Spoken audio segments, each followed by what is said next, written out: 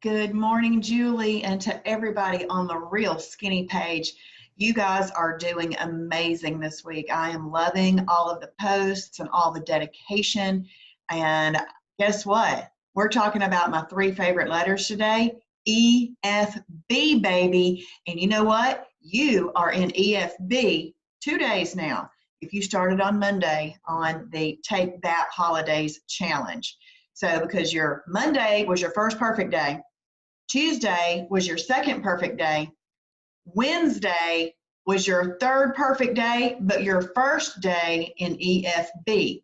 Today is your fourth perfect day, your second day in EFB. And that is where you want to be, efficient fat burning. So efficient fat burning is showing up on your calendar on the website as a flame. Now, your goal is to put as many of those flames together as you can. I think, and I'm not sure that this is accurate, but I think that EFB just gets better the deeper you're into it. So you would just want to just string as many EFB days together as you possibly can and burn some of that unwanted body fat off before the holidays, and just look better and better and better in all of your clothes that you're going to be wearing for the holidays, things you haven't fit in a while, or maybe something that you get to go buy new. So it's going to be awesome and exciting because EFB works. And you know what? Before I started Shibboleth, I didn't know there was such a thing as EFB. I didn't know that I could efficiently burn fat by doing certain things, and now I do. So I love it. So what I have to do to get into EFB is I have to have 2 perfect days, because what is happening during those 2 perfect days is you are getting out any insulin that's running around in your body. You're getting out any glycogen, sodium, things like that that are in your body that are affecting your body's ability to burn unwanted body fat. Okay, so with that being said, you have to follow the Shibboleth Shield in order to get into one perfect day, the next perfect day, and so forth. And following that Shibboleth Shield every single day is exactly what I do to filter my decisions through what I'm doing each day. So just make sure that you're getting all your water in. And I truly believe that you should be getting in a gallon of water a day, because I think that affects your EFB as well, because water metabolizes fat and flushes it out. So I think water is super, super important. So your minimum is 64, but try your best to get in a gallon. And then you're going to want to journal your food. The reason you journal your food is because you are more mindful. And with you guys declaring what you're eating and all of that, that helps you journal even better. And then journaling also helps you learn the program, because you have to think, is this a 1? Is this a 2? Is this a 3? Is this a 4? And so forth. And you have to make sure it's in the right combination. And then that act of journaling, that practice of journaling, helps you learn these things. Honestly, now I'm just putting the food together because I know it goes together, and I know that's a 1 + 2 + 3, or I know that's a 4 + 2, or something like that. So you want to journal. Then you're going to eat your food in the proper combination. This is huge. I'm going to come back to it. You're also going to portion control. A pound of fat has 3,500 calories in it. So in order to go backwards by 3,500 calories to lose a pound, we've got to put ourselves in a calorie deficit to get there. So that's why you portion control. And we just use the 2-hand rule. Bam, there you go. Put it down over your food. And if you don't have food all hanging out from underneath, then you're good to go. I love it because we don't have to weigh, we don't have to measure, we don't have to count calories. We just properly combine, properly portion, and we're ready to go. And then, of course, our timing. Now, timing is the one thing that's not going to throw you off of having a perfect day if you don't get it just right. But it is one of those things that optimizes your day. And personally, I think that if you can try to not eat at least 6 hours before bedtime, and you're going to have quite a fast right there. And I think that's great for sleeping, honestly, and just digestion, not having to digest overnight, and EFB, being in deep EFB. So you want to follow all of that. But let's go back to the proper combinations. This right here, I call it, it's the shibboleth. It's the secret, the whole program. This is the secret of the whole program. It is combining foods in a way that do not bring an insulin release. Or if there is an insulin release, we let that food that we're putting in with the item that brings an insulin release, we're letting that food be the medicine for us, okay? Because food should be medicine. According to the Bible, food should be our medicine. And that's how we're doing it. So I'm going to talk about things that can really bring the fat bus. Fat bus is insulin, okay? So category 3, which is called an energy carb, you're to never eat that by itself. Category 5, which is a fruit, or sometimes called an antioxidant carb, should never be eaten by itself either, okay? So those bring a high dose of insulin release. So guess what?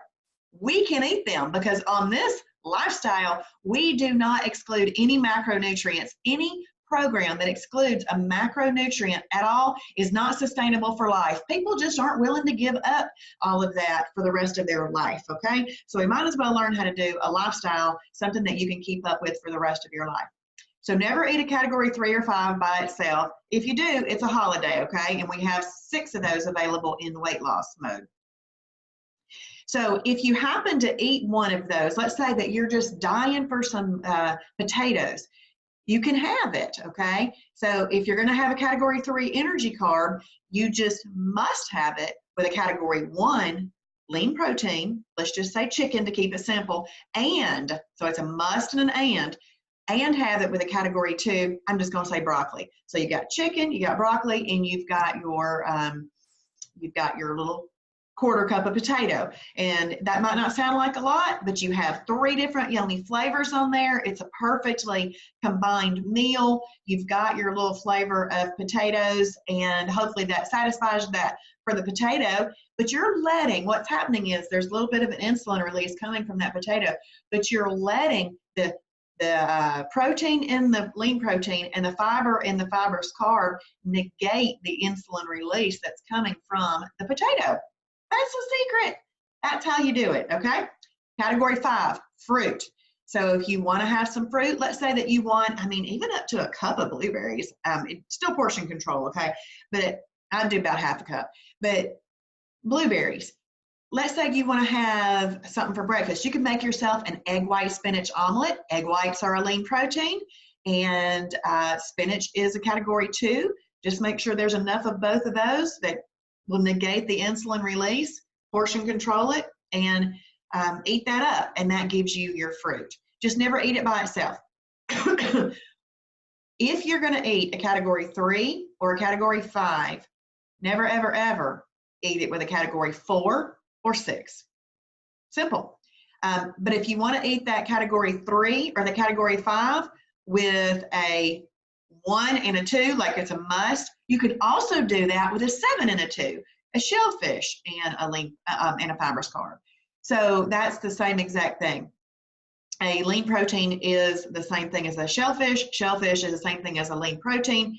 Even though we call it category 1, category 7, we just do that to pull shellfish away so that people don't even have to concern themselves with that if they are allergic to shellfish or if they don't want to eat it.